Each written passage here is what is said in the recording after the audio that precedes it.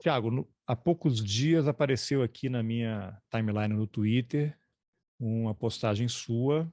Eu confesso que eu acho que eu nem te seguia, você nunca tinha aparecido para mim, mas a agência pública está permanentemente, eu compartilho, sou fã do trabalho de vocês, uma iniciativa assim louvável que é referência realmente assim, né? Esse é de fato o tipo de jornalismo que me interessa e que é cada vez mais necessário para a nossa sociedade, né? E aí você fez um fio maravilhoso anunciando o mapa dos conflitos, que a gente vai falar bastante sobre ele, mas antes disso eu vou pedir para você se apresentar brevemente e como é que você chegou à agência pública e o que é a agência pública, né? Para quem eventualmente não conheça, né? O que seria um absurdo, mas todo dia tem gente chegando aí, né? Se interessando pelos temas, então é bom a gente deixar uma apresentação assim para receber bem as pessoas.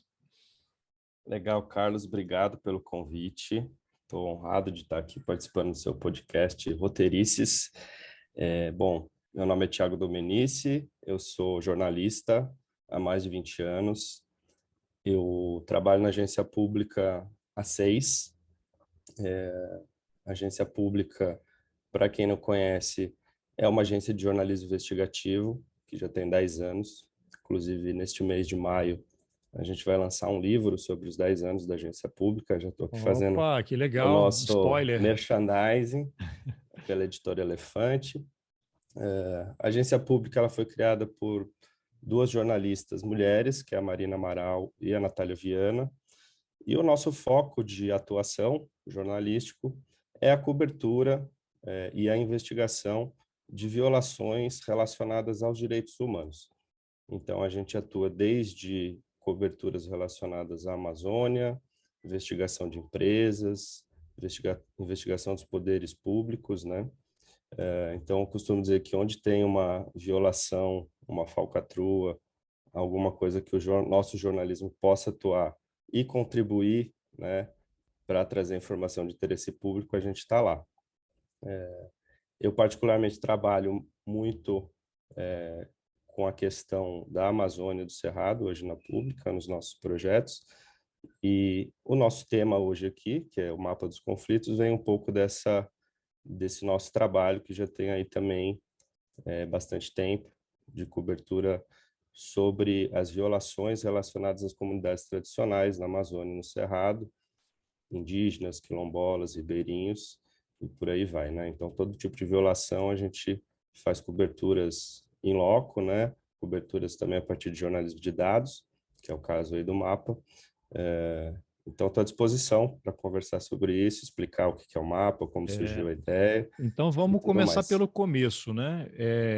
No seu fio ali você conta que o mapa é uma parceria com a Comissão Pastoral da Terra e que foi a primeira vez que eles disponibilizaram, digamos assim, as informações que eles vêm recolhendo aí ao longo dos anos e surgiu nessa parceria. Como é que começou essa parceria? Quem procurou quem? Imagino que eles devam ser fontes frequentes aí de vocês, né? Na apuração das matérias, né? Aí aproveita, não tem ninguém da pastoral aqui, infelizmente, mas fala um pouquinho também o que é a Comissão Pastoral da Terra, né? Como é que eles atuam, onde é que eles estão, porque eles estão na ponta, né? E volta e meia você tem notícia aí de integrantes da comissão que também são assassinados, né? Sofrem ameaças e precisam viver protegidos ou resguardados, né? Sim. É a Comissão Pastoral da Terra, né, que a abreviação aí que o pessoal utiliza é CPT, né, é um organismo autônomo na sua organização e administração. Eles são vinculados à Igreja Católica, né? Eles foram criados em 1975, foi durante um encontro de bispos e prelados da Amazônia, que tinha sido convocado à época pela Conferência Nacional dos Bispos do Brasil, em Goiânia. Então, assim, a fundação vem na ditadura militar e a CPT, ela tem um trabalho de monitorar os conflitos por terra no Brasil, sobretudo na Amazônia brasileira, né? Para quem já ouviu falar, por exemplo, de Dorothy Stang, né, que foi assassinada em Anapu na defesa da floresta, Irmã Dorothy. irmã Dorothy, exatamente, ela foi, né, ela pertencia à CPT Então, como ela, existem centenas de agentes da CPT espalhados pelo Brasil, fazendo esse acompanhamento, esse monitoramento de populações que estão ali sofrendo violências, violações, e que estão em busca de um pedaço de chão, de um amparo jurídico na luta, né, pela reforma agrária e coisas do tipo, né?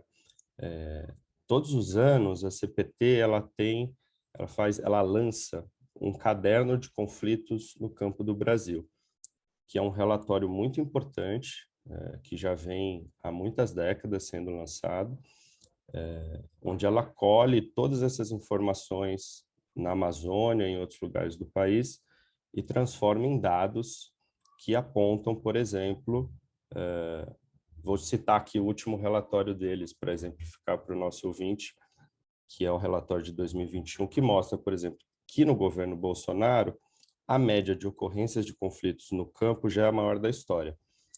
E o que é conflito no campo? Conflito no campo é quando, por exemplo, um camponês tem uma terra que é direito dele, às vezes fruto de reforma agrária, ou às vezes ele está na fila do INCRA para receber aquele pedaço de chão, e aquele território, aquele pedaço de chão, ou foi grilado ou foi invadido por uma empresa, uma mineradora, coisa do tipo, e aí surgem os conflitos, né? Os conflitos vêm dessa disputa de terra.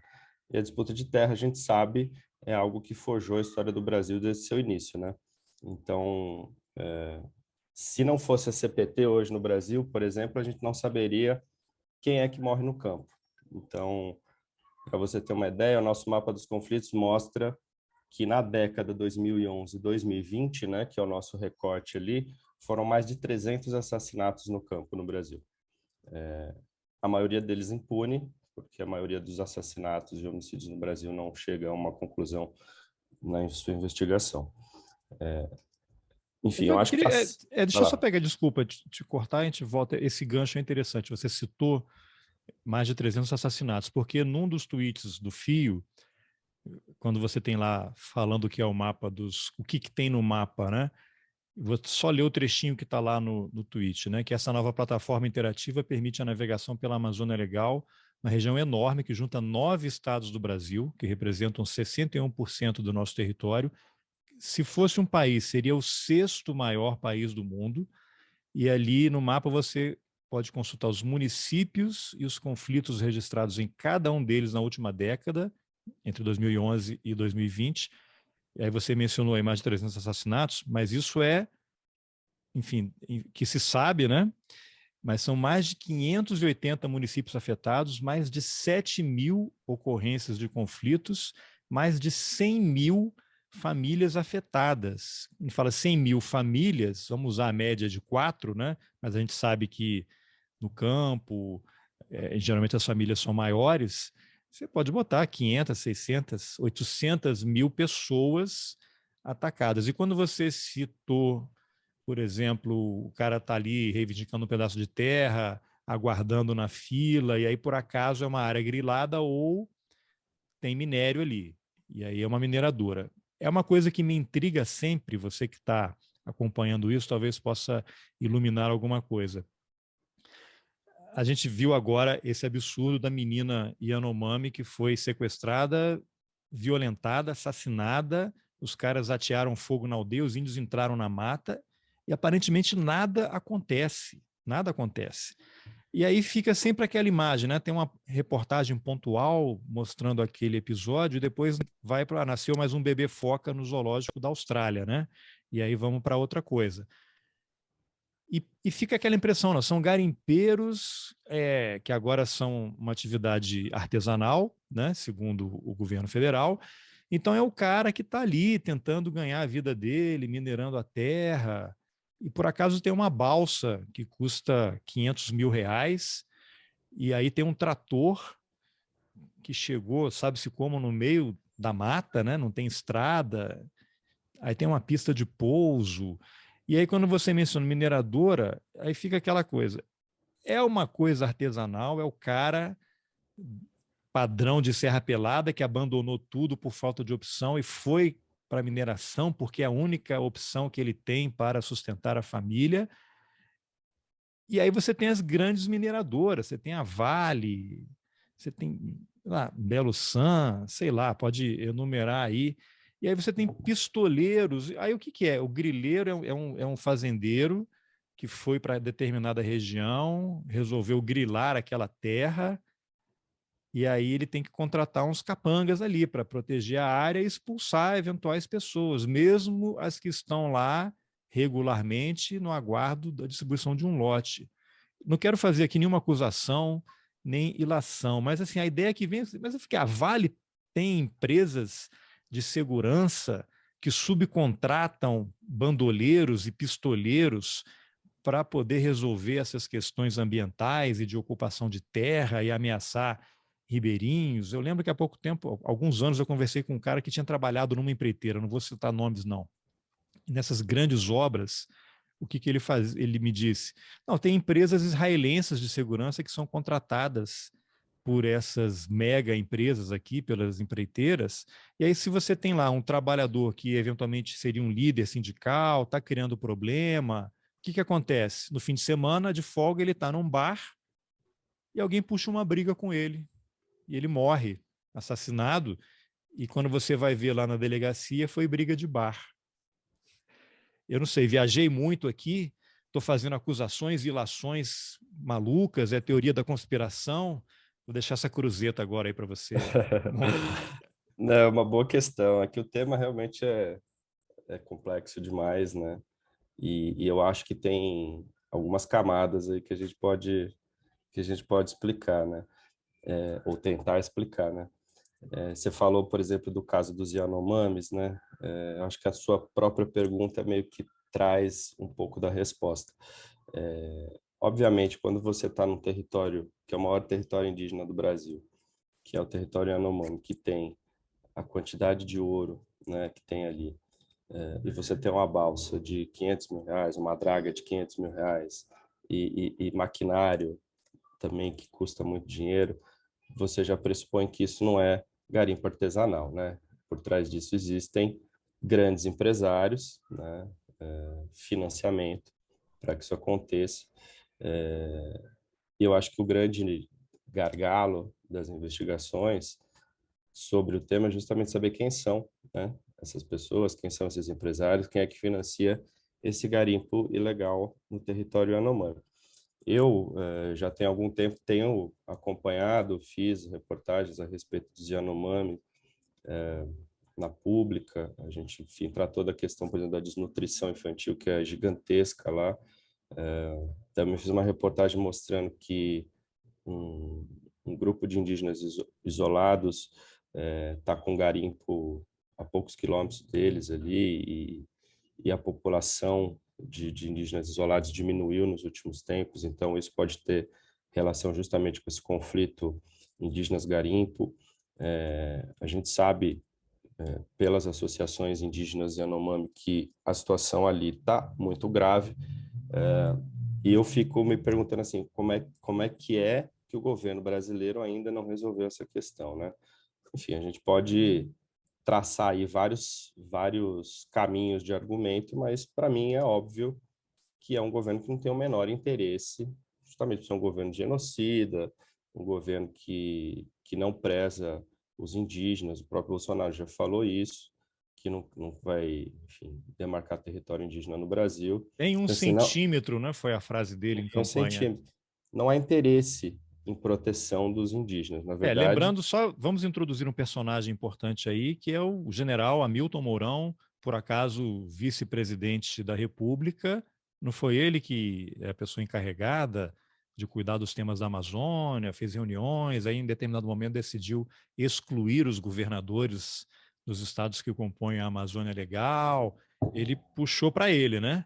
Não, exato, deixa que eu mato no peito e quem está morrendo são os índios. exato. A relação do Exército Brasileiro com a Amazônia é uma relação histórica aí, né? Que vem desde a ditadura militar, né? Transamazônica, né? Sabemos bem, foi aberta no governo militar para expansão, né? E e desenvolvimento da Amazônia, né? Mas a custa de quê, né? A custa de derrubar a floresta, de matar indígenas, de matar quilombolas e tudo mais, né? Para mim, o caso dos Yanomami é singular no Brasil, do que representa o massacre indígena, e eu não vejo de verdade um caminho nesse governo para que a situação melhore. Acho que todas as denúncias possíveis, seja por parte das organizações não governamentais, seja por parte do jornalismo brasileiro, têm sido feitas, mas tudo tem um limite, né? Jornalismo, atuação ativista tem um limite. Se o poder público não intervir, a gente vai ter cada vez mais indígenas morrendo. Por isso que é importante a gente, em outubro, urgentemente trocar esse governo para que as mortes não sigam sendo a toada dessa turma aí que assumiu o poder. Agora, vamos retomar, então. Fiz esse pequeno desvio aí. No mapa, o que tem no mapa? Dá uma explicação ali, porque ele tem um visual super interessante, é muito interativo, tem um visual de game, assim, né? Uns íconezinhos ali que as pessoas que curtem isso estão familiarizadas. Então, o que se pode encontrar ali? Que tipo de informação tem e como essas informações podem serem usadas para, de alguma forma, tentar reverter ou combater o que acontece nessas regiões?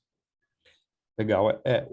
A ideia do mapa, quando eu concebi isso, era uma inquietação que eu tinha justamente por conta de trabalhar muito com os dados da CPT, pelas reportagens que a gente fazia em campo, e a gente percebia que tinha uma certa dificuldade de deixar esses dados de uma maneira mais didática para o nosso público. Então a ideia foi sua, que eu tinha perguntado quem procurou quem, você que levou Isso, a iniciativa para a a, CPT. a concepção do mapa e tudo mais, eu que bolei, aí chamei o Bruno Fonseca e a Bianca Muniz, que são meus colegas de pública, que são as pessoas que sabem fazer os cruzamentos de dados. Eu tive a ideia e eles conseguiram fazer isso acontecer na prática. Qual E a aí reação lá da CPT? eu procurei a CPT, a gente já tem uma relação né, de troca de informações e etc. Eles nos ajudam bastante nas reportagens de campo.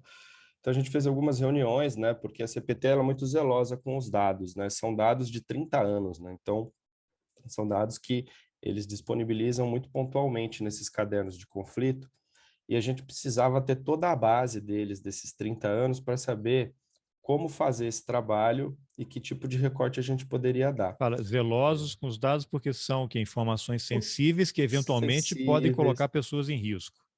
também, e porque tem uma metodologia incluída ali, então assim pode ter uma deturpação dos dados, então por isso que eles têm essa preocupação para que a informação que eles coletam ali não saia fora do controle metodológico deles, né? Então, para eles fornecerem essa base para a gente, tivemos que fazer uma conversa, explicar o nosso objetivo com o mapa, e eles ficaram muito entusiasmados com a ideia, abraçaram a ideia logo de cara. E por isso que eu falo que foi a primeira vez que a CPT forneceu toda a base de dados dela para o veículo jornalístico, porque ela, às vezes, fornece pontualmente, mas a base inteira, digamos, todas as planilhas em Excel, que é a matéria-prima para a gente poder fazer os cruzamentos, foi a primeira vez que aconteceu. Não Então a gente precisaram ficou nem muito... da ajuda de um hacker, né? Eles entregaram Não, aí e tal. dessa vez foi mais tranquilo. Então a gente ficou muito honrado, né, com a confiança deles nesse trabalho. Então a gente, a partir do recebimento dessa base, a gente começou a fazer a apuração dessa base e ver o que era possível fazer com ela. Desde o começo eu tinha a ideia de cruzar esses dados da CPT, de conflitos, com outras temáticas correlacionadas, ou digamos assim, com seus agentes causadores de conflitos, né? Então a gente selecionou ali o que era possível dentro de outras bases públicas, por exemplo, desmatamento, queimadas, mineração, outorgas de água, desigualdade e violência, que são dados públicos que a gente teve condições metodológicas de fazer essa correlação com os conflitos. Então, o mapa, na verdade, é uma plataforma interativa em que, com essa linguagem gamificada, com ilustrações bacanas, navegabilidade intuitiva, você pode consultar todos os municípios da Amazônia Legal, que foi o nosso recorte, Amazônia Legal. Todos esses municípios você pode consultar e ver a relação dos conflitos com todas essas réguas, lentes que eu falei aqui. Então, você pode comparar conflito versus desmatamento, conflito versus mineração, e isso ano a ano. Então, de 2011 a 2020, você pode fazer essa navegabilidade e ver como é que isso aparece nas fichinhas que a gente criou. Então, vou Você dar falou um que exemplo. são 7 lentes comparativas, né? Isso, 7 lentes comparativas. Com conflitos são 8, né? Mas como a gente parte do pressuposto que o conflito é a lente principal, comparada com as outras 7, a gente está falando de 7 lentes comparativas.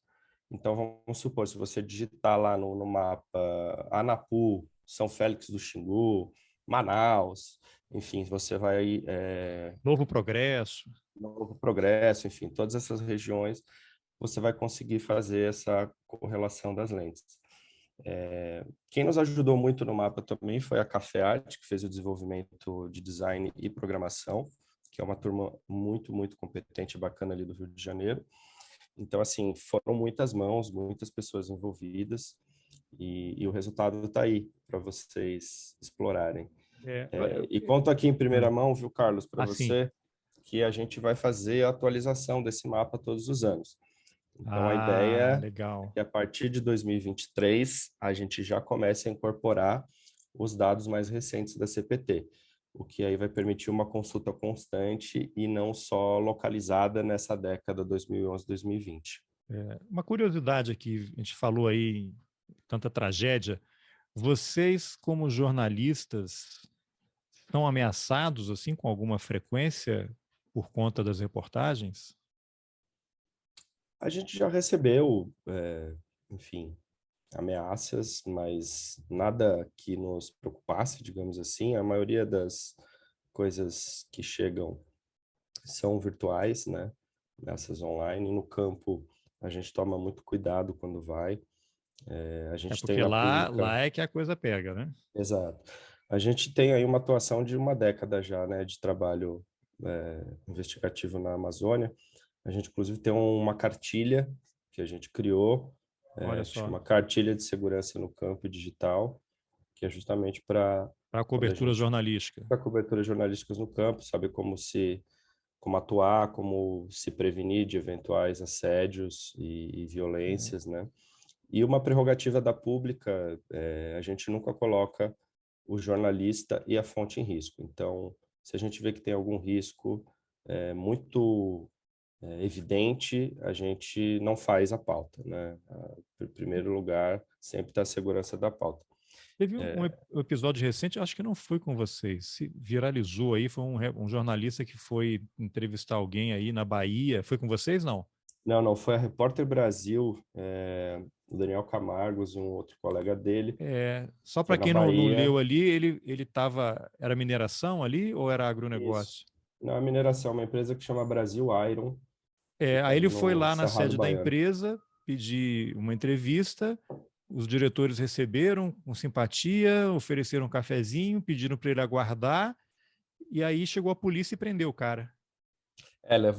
Queria pegar, né, o material As de fotos, gravação, né? Gravação.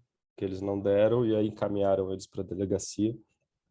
Mas depois eles foram liberados, mas é isso, né? Uma tentativa Intimidação. absurda de intimidação, de censura, liberdade de imprensa. Né?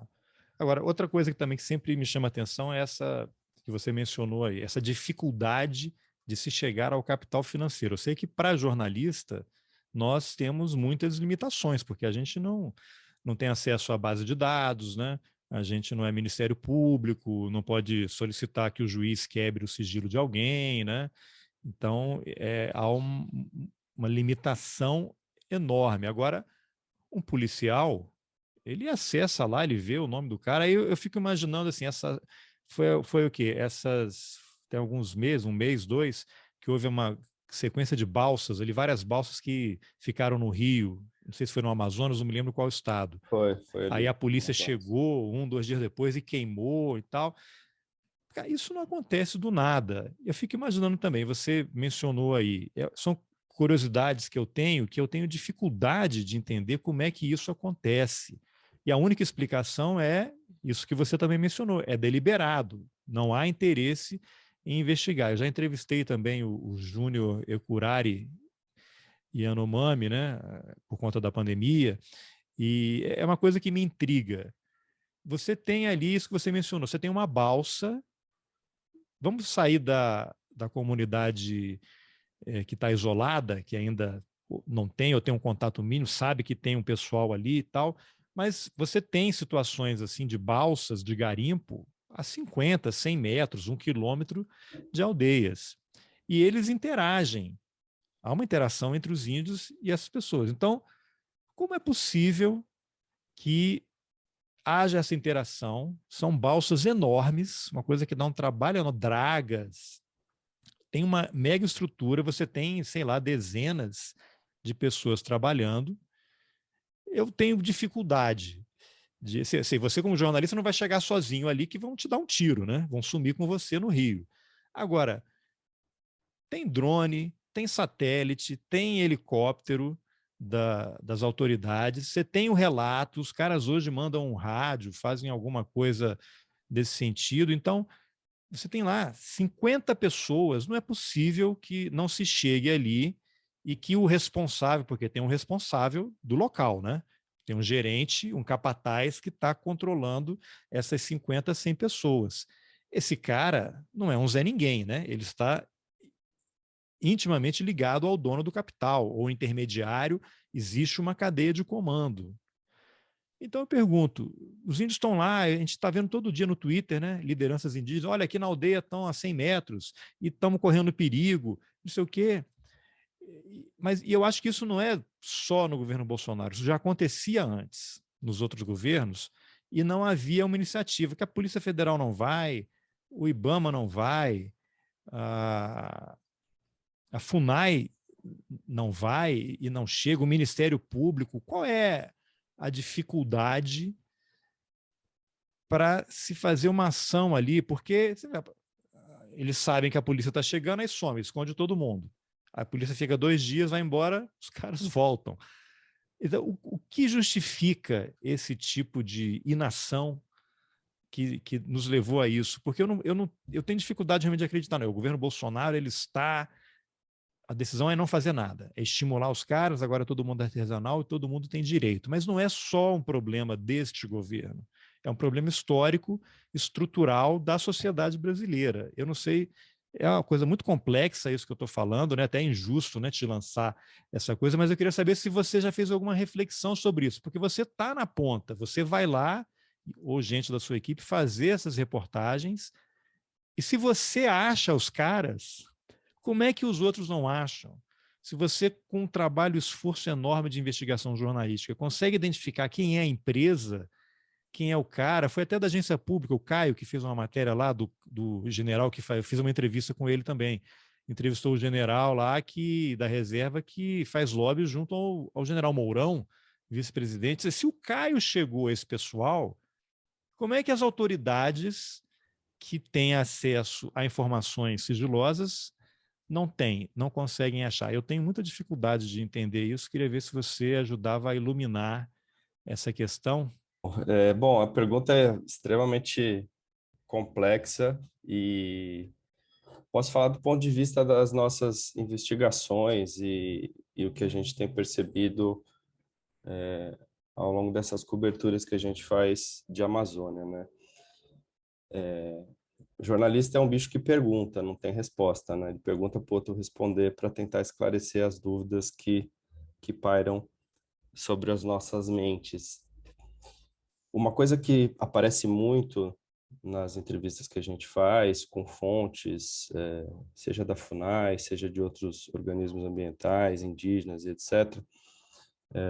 E aí vem, obviamente, de muito tempo, não só de agora, é justamente a falta de política pública para que essas regiões que são extremamente cobiçadas, né, por esses empresários do ouro, mineradoras, etc., possam se proteger.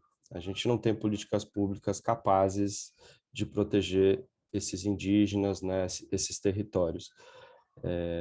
A gente sabe muito bem que, por exemplo, os dados apontam isso. Se você tem um território demarcado, você tem a floresta em pé, né? Se você não tem esse território demarcado, essa floresta ela começa a ser derrubada. E muito acontece de território que está demarcado está perdendo essa floresta. E por que está perdendo essa floresta? Porque não tem fiscalização. Se você pegar os órgãos FUNAI, CMBio, IBAMA, há algum tempo, não só de fato no governo Bolsonaro, um desmonte, né, desses organismos ambientais.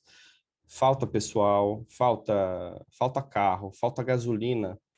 Eu lembro que eu entrevistei uma pessoa da FUNAI que trabalha no território Yanomami e eu perguntei, falei, como é que vocês fazem o monitoramento do território? Aí ela falou, eu faço com o dinheiro do meu bolso, coloco gasolina no carro da FUNAI e vou fazer. E ela não é reembolsada desse dinheiro que ela coloca. Então, assim, é um trabalho muito precário, você não ter nem gasolina para fazer um monitoramento de território ali, né? Então, por aí você percebe. E aí, do outro lado, você tem todo esse poderio econômico que contrata garimpeiros, e a maioria desses garimpeiros são os caras ferrados, gente que está ali em busca de um pouco de grana e coisa e tal, que obviamente não tem também uma consciência social do impacto daquilo que está se fazendo, é um sujeito que está tentando sobreviver, então eu acho que também tem esse lado de não demonizar todos os garimpeiros, porque muitos são trabalhadores ferrados que estão ali em busca de sobreviver mesmo. E é por isso que acho que a questão central para mim é a cúpula, né? De onde vem essa grana, quem são essas pessoas? Se você consegue chegar nisso e, de certa maneira, criar uma estratégia, uma política de segurança, por exemplo, que prenda essas pessoas, que feche a torneirinha da grana, né? Talvez você consiga, de certa maneira, diminuir um pouco o problema. Eu acho que a gente está numa situação tão de agravamento da situação que eu não vejo, de fato, no curto prazo, uma resolução do problema. Assim, eu nem sei se o problema tem resolução. Assim. Por isso que eu não sei nem se eu consigo responder a sua pergunta, porque também é uma questão que nos passa todos os dias aqui nas coberturas que a gente faz. Mas uma coisa é clara, Carlos, enquanto as investigações dos poderes públicos não chegarem nos mandantes em quem financia, o problema vai se perpetuar. E a gente sabe que quem financia também tem vínculo político com outras pessoas, né? A gente sabe que tem vínculo em Brasília. Então, assim, é uma engrenagem de Brasil, né? Desse Brasil podre que a gente está acostumado a ver aí em certos Agora, noticiários. E é por não, aí, a resolução é por aí. você falou certos noticiários, já me deu o gancho aqui para o que eu ia te perguntar, porque quando você observa a cobertura da chamada mídia tradicional, né, porque vocês agora já tem aquela coisa, jornalismo independente, né?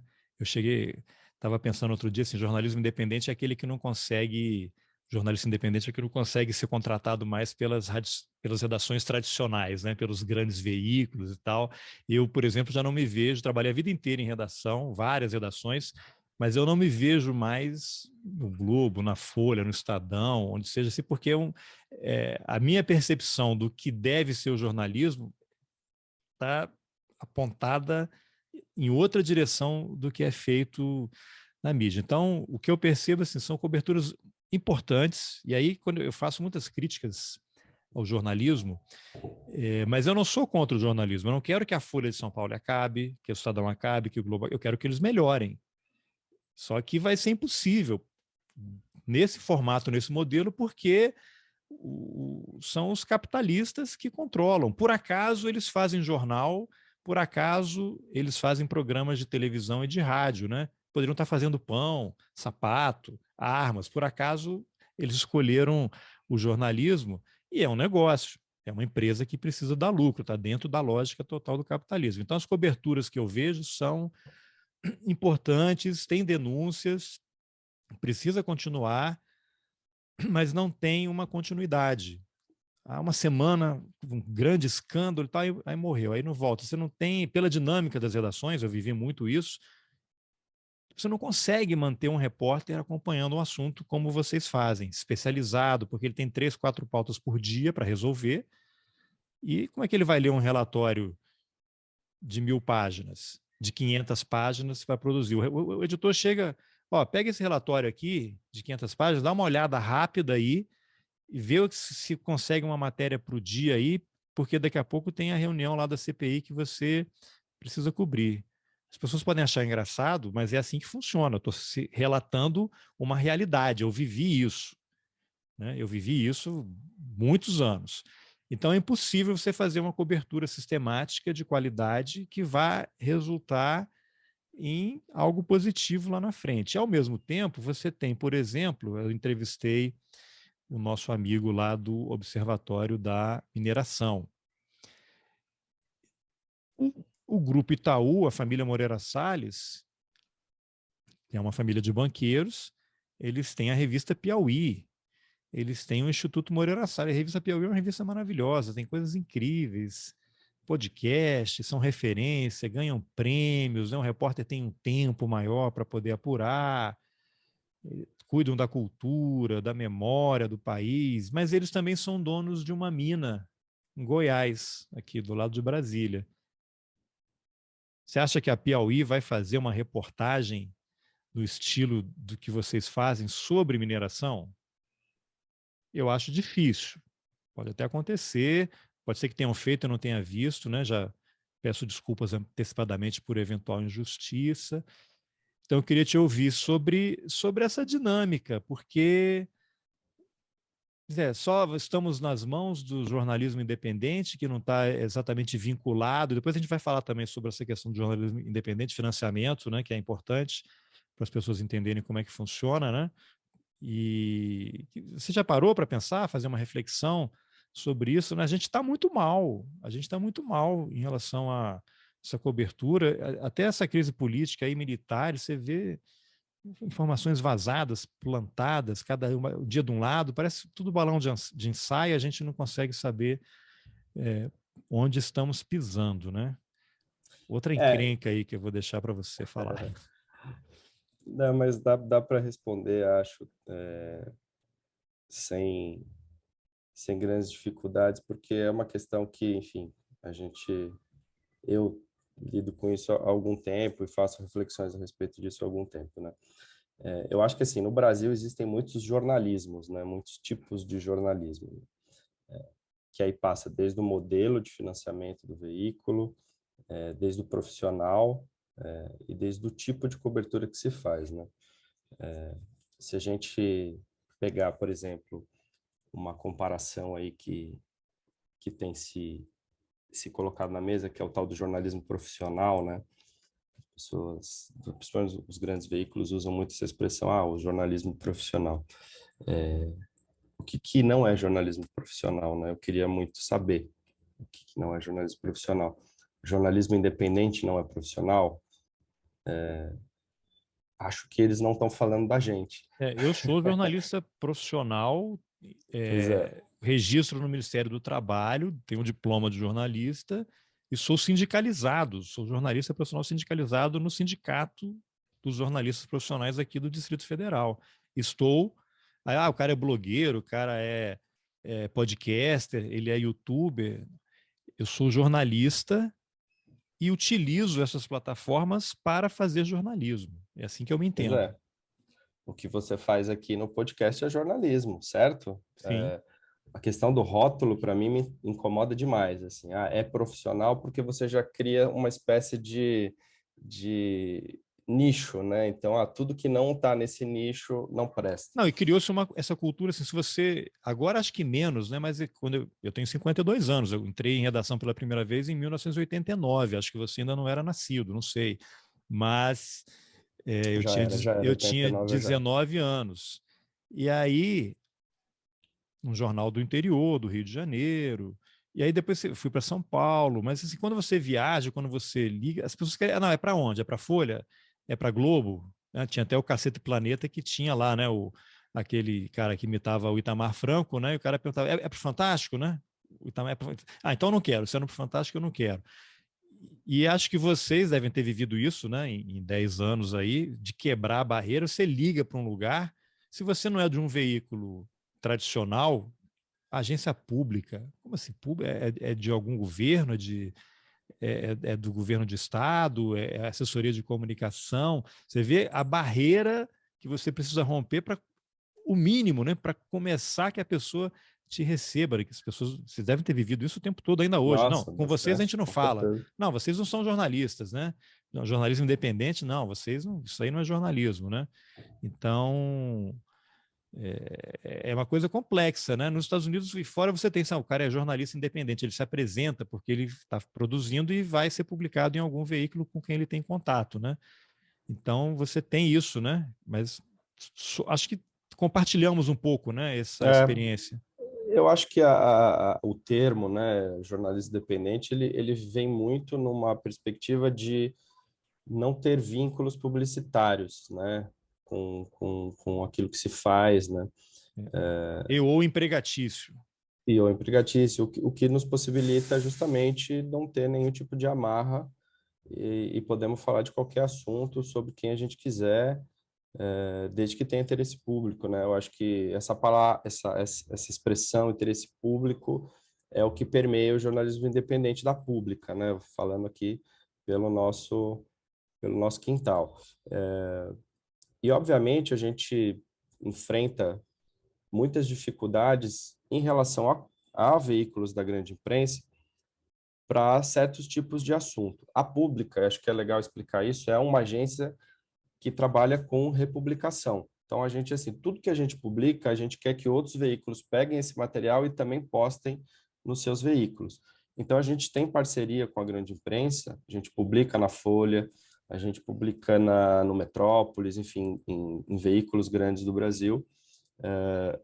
Só que tem certos assuntos que a gente não consegue republicar. A gente pressupõe que, por questões internas deles lá, talvez questões publicitárias e de propaganda, anunciantes, talvez certas reportagens não tenham uma inserção. Por mais que o jornalista do veículo ache aquilo relevante e importante, tem uma coisa maior acima dele que o impede de fazer isso, né? Vamos Acho sem citar que o nomes, sem citar caso... nomes, você ia citar um nome. Não, eu ia falar o caso Klein, né? Que a gente Era isso que eu ia te publicou. perguntar, porque inclusive, eu acompanhei, inclusive no começo, acho que saiu uma matéria de vocês, que saiu na Folha também, e depois a Folha parou, e aí colocou uma apuração própria, e parou de dar crédito a vocês, né? Acho que tem isso também que vocês devem viver muito, né? O pessoal pega Eles até deram, informação eles deram o crédito no direitinho começo, né? depois, mas A é isso, depois. né? No caso da Folha, a gente tinha a republicação acertada com eles e na última hora não aconteceu E essa deram alguma explicação? republicação. Não, apesar de elogiarem o nosso trabalho, Não, a o que eu li, decisão que não sei se saiu uma nota ou foi numa matéria, eles dizendo que era um assunto que eles já tinham publicado no passado e que aí estariam retomando a cobertura e acharam mais interessante ou mais adequado, sei lá qual a razão, que fosse feito pela equipe própria. a explicação é mais essa, de que eles fariam uma apuração própria, né? Mas eu nem acho o caso da Folha, de verdade, o mais grave, digamos assim, desse Qual é o caso mais aspecto. grave? Para mim, o caso mais grave é justamente os veículos Chupam a televisivos. matéria, né? Os veículos televisivos, ninguém deu a história, ninguém citou o caso, né, do Samuel Klein. Era um escândalo nacional de um dos grandes empresários do varejo do Brasil, e nem Globo, nem Para quem não SBT, sabe nem qual é o caso, Bandeirantes. só dá um resuminho qual é a denúncia contra ele. O pai e o filho, né? A gente publicou uma reportagem em abril do ano passado mostrando que o Samuel Klein, que é o criador das Casas Bahia, que é uma das maiores redes de varejo do Brasil, ele mantinha uma rede de exploração e abuso sexual de menores durante pelo menos 30 anos, né? Isso com toda a estrutura da empresa, com seguranças, pilotos de helicóptero, taxistas, funcionários, enfim, era uma rede bem grande. E isso veio à tona pela gente, né, pela agência pública. Só que isso não foi, como estava explicando, noticiado, não ganhou cobertura noticiosa, como a gente chama no E jornalismo, né? depois esse esquema foi herdado pelo filho, né? Porque o pai morreu, pelo filho que está sendo agora processado, não sei se já recebeu Isso. alguma Foi, condenação. foi indiciado agora e pediram a prisão preventiva dele, que é o Saul Klein, que é o filho, né? E aí a gente ainda não sabe se essa prisão vai de fato acontecer ou não. O Ministério Público precisa se manifestar a respeito. Mas é isso, tirando a Pública e o UOL, que fez a cobertura, sobretudo do caso do filho do Saul Klein, quase nenhum veículo repercutiu a Saiu na história. Globo isso? Não. O do Saul Klein saiu, né? Mas o do Samuel Klein não. Eu teria que perguntar isso para o Ali Camel, né? Mas não tenho acesso a ele. Qual é a tua especulação? Por que que não deram essa cobertura, não fizeram essa cobertura? Olha, a minha avaliação é de que teve alguma marra publicitária nessa história, porque é o único caminho que eu consigo pensar para não darem a história completa, né? Mas é isso, eu acho que Eu tem que perguntar lembro. para eles lá Eu, por que que essa história não saiu. tenho um caso pessoal, vou até fazer uma pesquisa aqui. Eu não me lembro. Você lembra qual era uma empreiteira, uma construtora de Goiânia que atuava no Brasil inteiro, cresceu muito no final dos anos 90, começo dos anos 2000, anunciava em tudo quanto é jornal, eu esqueci o nome, depois Uma é, empreiteira? eu construía prédios, edifícios, aí ela cresceu muito. Eu lembro que os diretores davam entrevista no Jô Soares, os jornais de domingo, né, quando ainda tínhamos jornais em papel com grande circulação, eram páginas e páginas de anúncio, de prédio na planta, para as pessoas. Era uma construtora de Goiânia que Ah, não lembro faliu o nome. no começo dos anos. Encol. Era a Ah, Encol, Encol, tá. Encol. Eu lembro que eu trabalhava na agência Globo em 1995, lá em São Paulo. A agência, o Globo, eu estava no serviço em tempo real. E aí começou a surgir informação de que a Encol estava atrasando pagamento, não estava entregando os prédios no prazo, estava com problema bancário. Aí eu tinha um texto pronto lá relatando isso. A matéria bateu no Rio, os caras seguraram, e a editora que estava fechando o material lá para a agência que ia distribuir isso para o Brasil inteiro, né? Botou o Ali Camel na linha. Ele era o diretor, o secretário de redação do Globo, do jornal, né? A agência estava meio subordinada ao jornal. E ele assim, não, mas essa empresa aí nunca pegou empréstimo, não sei o quê. Era uma matéria relatava assim obras paradas por falta de pagamento e tal. Aí eu falei, mas assim, tem informação, mas vamos publicar ele. Manda aí que eu vou ver. Assim, uma forma bem arrogante. A matéria nunca saiu. Meses depois, começou a confusão toda e a Encol não existe mais. O cara foi preso, né? A empresa acabou. E se abria o Globo no domingo, cara, eram 10 páginas de publicidade, página inteira da Encol. Então eu não Nossa. preciso fazer nenhuma ilação. Eu acho que isso Estou explica relatando um muito. fato. Né? Então acho que Eu isso acho se que como reproduz esse aí em caso, várias existem áreas, né? outros tantos por aí no jornalismo. Acho que cada jornalista tem uma história similar, provavelmente. Ah, Eu, certamente. Senão não seria eu jornalista da felizmente, empresa. nunca tive uma matéria barrada. Acho que justamente por ter sempre trabalhado com jornalismo independente, eu nunca trabalhei em grandes veículos da imprensa aí, Folha, Globo, enfim, Estadão, nunca passei por esses veículos. Então, acho que minha trajetória também me ajudou a não ter esse tipo de problema. É. Mas agora, só para fechar aquela pergunta que eu fiz ali, que não tem uma resposta fácil em relação a trilhar os caminhos que nos levarão ao capital financeiro. Quem é o cara que está lá na Vieira Soto ou está lá no Alto de Pinheiros e tem uma operação com balsas em algum estado aí da Amazônia legal? Você, pelas apurações, vamos usar o exemplo de vocês, né? Esse passo a passo aí que vocês fazem, qual é o tipo de dificuldade que vocês enfrentam para para trilhar essa cadeia de comando até chegar ao topo? Claro. Eu vou até dar o exemplo aqui do Caio, que você entrevistou no Sim. Roteirices, né? Eu acho que a reportagem que ele fez exemplifica bastante um pouco o processo de investigação que a gente adota.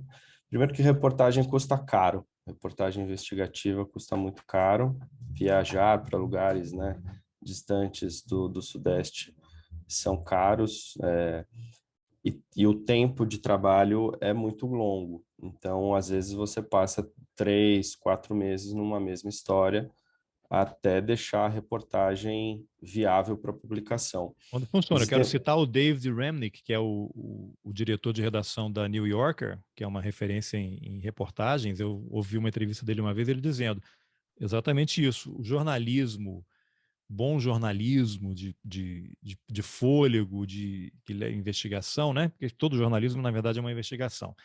Ele pode levar meses, é caro, e no final você pode chegar a um poço sem água. Pode não ter Exato, nada, pode não ter matéria. Então, exato. Às vezes é isso, você começa uma apuração a partir de uma migalha de informação que pode te levar a um grande escândalo ou pode te levar à conclusão de que, bom, apesar de eu ter alguns indícios aqui, eu não tenho, digamos, materialidade documental e de depoimentos para publicar essa história, né? Então, às vezes, o caminho é muito, muito longo e árduo. E existem várias formas de você chegar à informação, né? Então, você pode, obviamente, a partir de uma fonte que te conta uma história, começar a apurar e trilhar o caminho que ela contou, e aí tentar, por meio de lei de acesso à informação, conseguir complementar uma informação que chegou para você, uma fonte que te fala que te leva a outra, que te leva a outra, você ir no local, fazer a apuração em loco e ali no local descobrir outras situações para continuar essa apuração. É que assim, como a gente faz isso há muito tempo, às vezes eu acho que a fórmula é muito simples, né? É muita dedicação, muito telefonema, muito e-mail, muita sola de sapato, falando e assim tem que parece fácil, né? e precisa contar com uma dose grande de sorte também, porque O bom goleiro e, também precisa de sorte. exato, e de empatia, né? Porque se você não tem empatia pelas histórias que você vai contar, você não vai contar uma boa história, né? Então, é isso. Por exemplo, no caso do Samuel Klein, a gente teve uma dificuldade gigantesca de conseguir as fontes, as mulheres denunciantes, porque Vítimas, essas, né? pois é, Traumatizadas. e é uma forma de trazer o trauma de novo à tona, né? Então, muitas falaram não, muitas falaram não no primeiro momento e depois resolveram falar. Muitas resolveram falar sem mostrar o rosto ou revelar o nome. Então, assim, tem várias circunstâncias, né, que te ajudam a construir uma grande reportagem. Mas eu diria que o tempo é o senhor da reportagem. É verdade. Agora, como é que a gente caminhar para o final aqui para poder, depois vou voltar aqui ao mapa, né? Uma coisa que as pessoas podem ter curiosidade, e aí eu quero citar um último, ou o episódio mais recente do Greg News, que passa na HBO, que no final do episódio ele citou que ele sempre usa material, né, de agência pública e de outras agências de reportagem, e ele dá o crédito, né, e ele encerrou o programa fazendo um apelo para que as pessoas contribuam com o jornalismo independente, colocou lá a agência pública, Brasil de Fato, acho que Intercept, Marco Zero Conteúdo, lá do meu amigo Inácio, lá em Pernambuco, pedindo que as pessoas contribuam, né? Porque é um jornalismo, é um conteúdo que as pessoas não encontrarão em outros veículos. Pode até encontrar o tema, mas não com a profundidade e com a abordagem que vocês oferecem, né? Então, conta um pouquinho, como é que vocês se financiam? Quem é que paga os boletos que chegam aí o tempo inteiro, né? Boleto é uma coisa que se reproduz assim de uma forma infernal, né? Uma pandemia de boletos. Eu sei que vocês têm, as pessoas podem assinar, podem fazer contribuições pontuais, vocês têm parcerias com fundações que eventualmente ajudam ou financiam um determinado projeto. Fala um pouquinho como é que vocês se sustentam e como é que as pessoas podem colaborar. Legal. Primeiro que o programa que você citou do Greg News do último final de semana é realmente um uma ode ao jornalismo independente. A gente ficou muito feliz com a menção do Gregório, porque é uma estrada que a gente percorre aí há muito tempo, né, Carlos? E aí, quando a gente vê alguém com a relevância dele, num programa que tem grande audiência, fazer esse apelo, né, para que as pessoas conheçam a Pública, Repórter Brasil, Amazônia Real e os outros veículos que ele citou ali, Alma De Preta, olho Ponto nos de ruralistas Jornalismo, também que ele de citou. olho nos ruralistas fantásticos. Então a gente ficou muito lisonjeado e a gente quer aproveitar, né, que o Gregório fez isso e para Vamos que as pessoas surfar também na onda, né? Vamos surfar nessa. na onda, conheçam cada vez mais, né? O financiamento da Pública, a Pública é uma organização não governamental, né? Somos uma ONG e a gente é financiado por alguns recursos que são provenientes ou de doações de fundações privadas, nacionais e internacionais. A gente também tem patrocínio a projetos e eventos, editais também e financiamento dos leitores. A gente tem um programa de aliados, são mais de 1.300 pessoas físicas que apoiam a Pública mensalmente com algum valor para que o nosso jornalismo possa ser subsidiado e poder fazer as denúncias que a gente faz, como o caso Klein, como o caso iFood, produzir esse mapa dos conflitos como a gente fez. Então, o público que financia o jornalismo, hoje, para mim, é um público que entende a relevância e o papel que tem o jornalismo na sociedade para a democracia.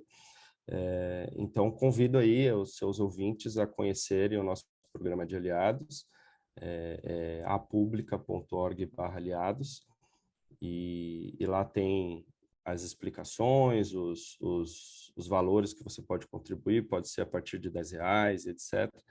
Enfim, valores que não pesam tanto no bolso.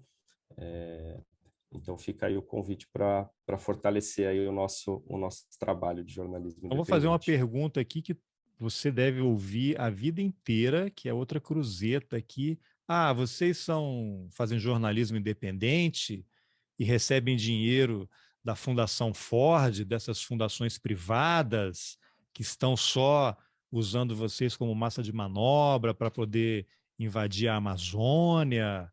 Explica esse negócio aí, cara, porque ninguém acredita nesse papo teu, não. Pois é, isso é uma coisa que surge muito, né? A desconfiança pelo fato da gente receber financiamento, né? O ouro de Mas, Moscou, essas coisas todas aí. mas é isso, né? Todo projeto que a Pública faz tem um contrato, né? E esse contrato, ele pressupõe independência editorial. Então, nada do que a gente faz precisa ser submetido ao financiador. Então, a nossa independência, ela parte principalmente da nossa concepção de jornalismo e também está contratualmente esclarecido para que não tenhamos nenhum tipo de problema posterior. Felizmente, nunca vivemos nenhum tipo de tentativa de intervenção ou pedido aqui ou ali, justamente porque a gente já chega com esse cartão de visita. Ó, nosso projeto é esse, a gente vai fazer desse jeito. Se você tem interesse em financiar, legal. Mas é isso, financie pela tua agenda, pelo que você acha que isso vai representar para você, mas não queira colocar nenhum tipo de amarra à Acho que cobertura que a também é gente uma vai fazer. questão de postura e atitude de vocês, né? Sem Que dúvida. não dá margem para esse tipo de insinuação, né? Nem do cara jogar a isca, né? Deixem aberto, dependendo do que ele responder, a gente avança aqui na conversa, né? Exato, exatamente. É uma questão totalmente de postura. E se você olhasse, no começo isso era muito mais frequente, né? Porque a Pública também não era, enfim, tão conhecida. Agora a gente tem um pouco mais de conhecimento do público. E se você pega nosso histórico de reportagens e de prêmios e tudo mais, É. você Não foi qualquer o. um que faça essa ilação vai perceber que isso não se É, sustenta na não prática, foi né? na CPI lá da Covid, o Renan Calheiros que falou. Vocês conhecem a agência pública? Eu não sei quem é que estava depondo lá. E aí Ele não vi. falou, é verdade. Agência pública conhece? Exato, Foi exato. legal Ele também. falou. Foi Agora, legal, foi legal. Tiago, para a gente encerrar aqui, eu quero que você dê os caminhos Eu sei que eu estava lendo o Fio aqui, vou deixar o link do Fio, vou deixar o link da agência pública nas informações do episódio, o link do mapa dos conflitos, só para você amarrar um encerramento da conversa aqui. No Fio ali eu vi que você informou que no mapa tem uma animação, Os Conflitos de Terras em 5 Minutos, narrado pelo Itamar Vieira Júnior, né? Tem ali uma explicação do projeto Amazônia Sem Lei, né? E você tem também 2 reportagens, né, com os dados mais recentes do CPT, que você mencionou no começo, mostrando que, sob o governo Bolsonaro, a média de ocorrências de conflitos é a maior da história do país. O governo Bolsonaro ampliou, vocês são muito diplomatas, né? Ele insuflou, né, estimulou os conflitos. Você tem um ministro do Meio Ambiente que pega um avião e vai lá ver madeira apreendida para autorizar a venda ilegal, né? Uma coisa que não faz sentido, né? E aí falar também assim, que é uma plataforma muito importante para professores trabalharem em sala de aula, que ela vai ter versão em inglês e espanhol. Faça aí agora a sua propaganda do mapa dos conflitos. A sua propaganda foi ótima, é isso, né? O mapa ele tem versões, já tem a versão em inglês e espanhol para o público estrangeiro.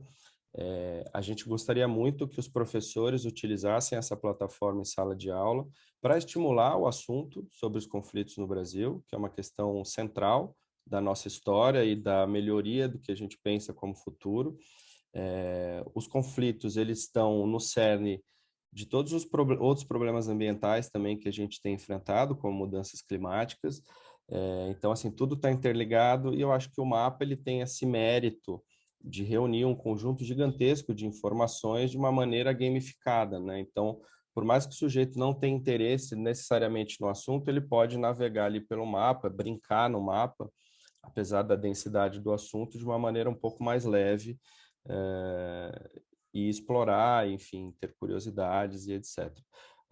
Além do mapa, né, como você falou, tem 2 reportagens, uma que explica os dados da década e uma que fala dos dados mais recentes da CPT de 2021, e tem uma animação também didática que está muito interessante, que também super é possível que os professores utilizem em sala de aula, que foi narrada pelo Itamar Vieira Júnior, Os Conflitos de Terra em 5 Minutos. Itamar Vieira Júnior, né, o autor de Torturado, premiadíssimo, um dos livros mais vendidos no Brasil na década. E para quem não sabe, o Itamar ele era ele era do INCRA, né? Servidor do INCRA, Trabalhou né? no Conhece. Eu INCRA, até vi uma servidor do INCRA. entrevista dele, foi no podcast lá da 451, em Exato. que ele detalha assim os conflitos, mortes que ele viu como servidor atuando, né?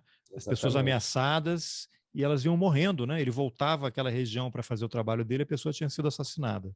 Exato, ele conhece muito essa questão da terra também, e acho que até o próprio Torturado é muito influenciado também Sim, por esse sim. trabalho dele no É. campo, né? Faltou então o Então, projeto Amazônia Sem Lei.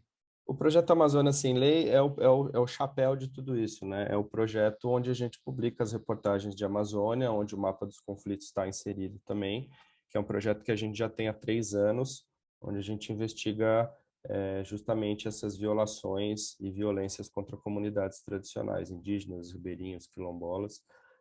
É uma forma de evidenciar o que está acontecendo no campo, denunciar essas agressões e violências, numa tentativa de que essas agressões cessem ou sejam visibilizadas para que se investigue a partir das denúncias que a gente faz.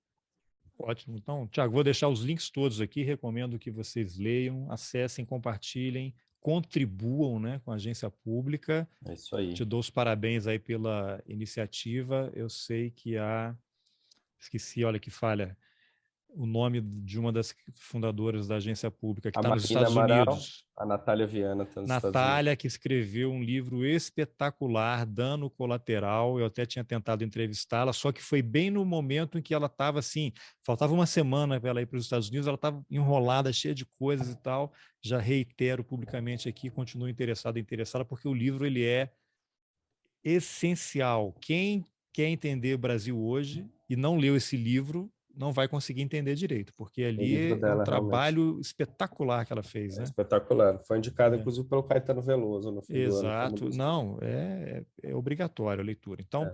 Tiago, parabéns de novo e obrigado pela entrevista. Obrigado, Carlos. Prazer estar aqui contigo e vida longa ao Roteirices. E a agência pública, né?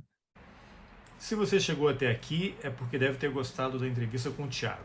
Então eu quero te fazer um convite. Considere a possibilidade de apoiar o Roteirices. Esse canal aqui no YouTube é recente. Eu cumpri as exigências para que a plataforma me autorizasse a monetizar os vídeos. Por isso é que tem uma propaganda aí no começo de cada entrevista. No entanto, eu ainda não sei se esse valor será suficiente para eu não apenas manter o projeto, mas torná-lo ainda melhor. Eu imagino que você saiba que fazer uma entrevista não é simplesmente ligar o microfone e sair fazendo pergunta. Cada episódio pode levar dias, até semanas, entre o momento que eu tive a ideia e o momento em que a entrevista é publicada. Então vou dar um exemplo básico aqui. Eu entrevisto alguém que escreveu um livro. Aí eu compro o livro, leio o livro, pesquiso temas relacionados, preparo as perguntas, procuro a pessoa para saber se ela tem interesse em conversar comigo, faço a gravação, edito o episódio, faço o texto da apresentação, a publicação nas plataformas e divulgo nas redes sociais. É um trabalho enorme que eu faço sozinho. No caso do podcast, como eu gravo uma publicidade para a plataforma Anchor no início de cada episódio, eu recebo cerca de 4 centavos cada vez que alguém escuta o episódio. Isso mesmo, 4 centavos para uma entrevista de mais de 1 hora e que levou dias para ficar pronta. Mas eu não estou reclamando não, Roteirices é provavelmente o projeto que mais me traz satisfação, é algo que me realiza profissionalmente. Eu acho que você sente isso quando escuta o podcast ou assiste aos vídeos das entrevistas aqui no YouTube. Agora que você sabe que eu receberei 4 centavos por essa entrevista com o Tiago quando ela entrar no podcast, imagine quantas pessoas precisam ouvir para que eu tenha uma remuneração, digamos assim, justa por todo esse trabalho. É muita gente. Por isso, eu gostaria de pedir o seu apoio para o Roteirices, um projeto de jornalismo independente que toda semana traz um episódio com assuntos que você não vai encontrar em outro lugar. E se encontrar, provavelmente não com a mesma profundidade e nem com a mesma abordagem. Por isso, eu proponho que você, toda vez que ouvir ou assistir a um episódio do Roteirices, contribua com R$1, faça um Pix pelo CPF 007-190-08700. Não precisa correr para anotar, porque ele está nas informações do episódio e aqui na tela. Em geral, eu produzo um podcast por semana, são 4 por mês, R$4 por mês. Eu sei que a situação está muito difícil para todo mundo, e se você não tiver condições, também há outra maneira muito importante de ajudar. Compartilhe os episódios, recomende, curta nas redes sociais, mande no grupo de Zap. Isso ajuda o Roteirices a crescer e fortalece o jornalismo independente. Obrigado e até a próxima.